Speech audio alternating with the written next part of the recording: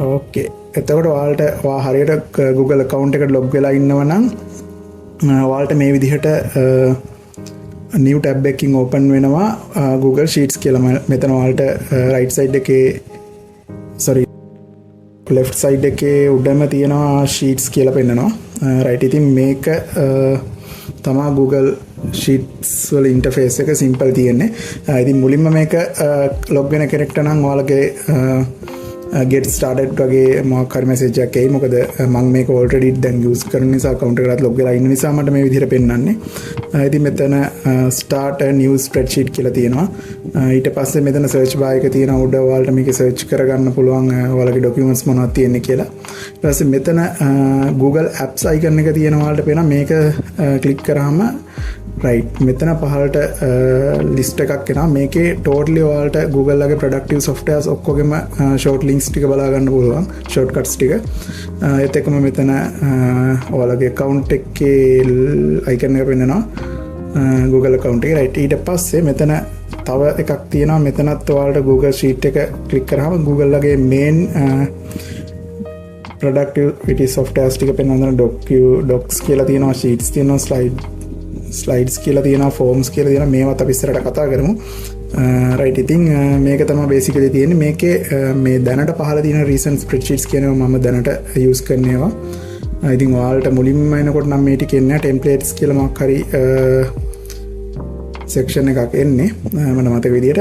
right අපිට දැන් තියෙන්නේ මුලින්ම මේකේ අලුත් spreadsheet එකක් හදාගන්න.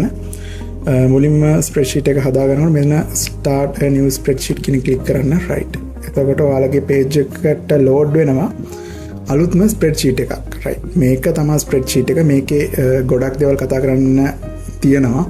ඒ කියන්නේ අපේ වැඩ ලේසි කරගන්න දේවල්, shortcuts, ඊට පස්සේ අපි මේවා collaborate කරන්නේ කොහොමද? ඒ කියන්නේ මේක එකතු වෙලා වැඩ කරන්නේ කොහොමද? මේකට තව කෙනෙක් ඒ කියන්නේ තව users ලා කීප දෙනෙක් එක්ක මේකේ වැඩ කරන්නේ කොහොමද collaborate වෙලා? ඊට පස්සේ මේකට AI use කරන්න පුළුවන්. දැන් අලුතෙන් Google ලගේ Gemini තියෙනවා. Gemini එක use කරන්න පුළුවන් automate කරන්න. ඒ වගේ ගොඩක් දේවල් කියන data collect කරන්න.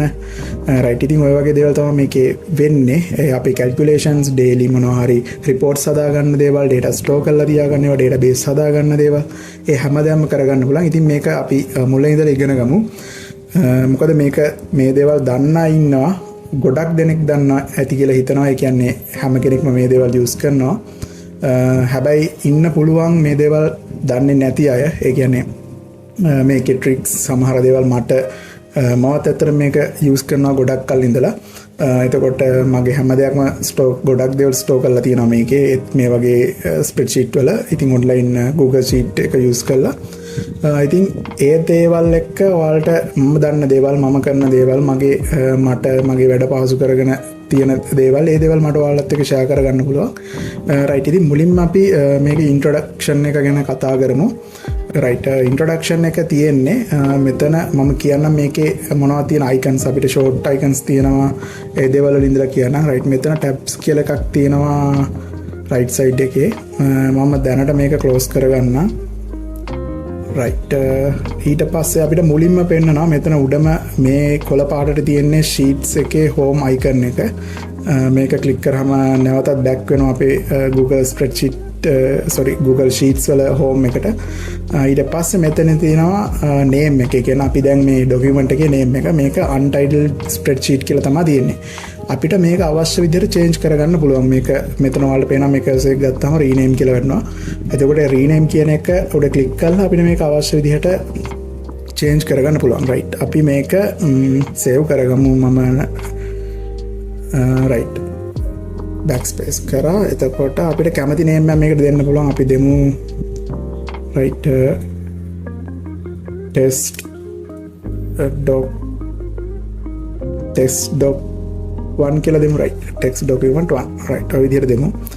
right ඊට පස්සේ ඔයාලා මේක ඇසර එක මෙහෙම ගත්තට පස්සේ right ඔයාලට පේනවා ඉතින් මෙතන save to drive කියලා පෙන්නලා right save to drive කියලා මෙතන indicate වෙලා නැති වුණා. ඒ කියන්නේ හරියටම මේකේ මේ cloud icon එකට cloud icon එකක් එක්ක හරියක් වැටලා තියෙනවා. ඒ කියන්නේ මේක see document status එක. ඒ කියන්නේ document එක save වෙලා තියෙන්නේ. ඒ කියන්නේ මේක ඔයාලට මැනුවලි සේව් කරන්න අවශ්‍ය වෙන ඔටෝමැටිකලි සේව් වෙනවා මේ ඩ්‍රයිව් එකට. ඒක ඩ්‍රයිව් එකට කියන්නේ ඔයාලගේ Google එකේ Google Drive කියලා ඔයාලට cloud space එකක් තියෙනවානේ. අපි ඒක ඉස්සරහට කතා කරමු.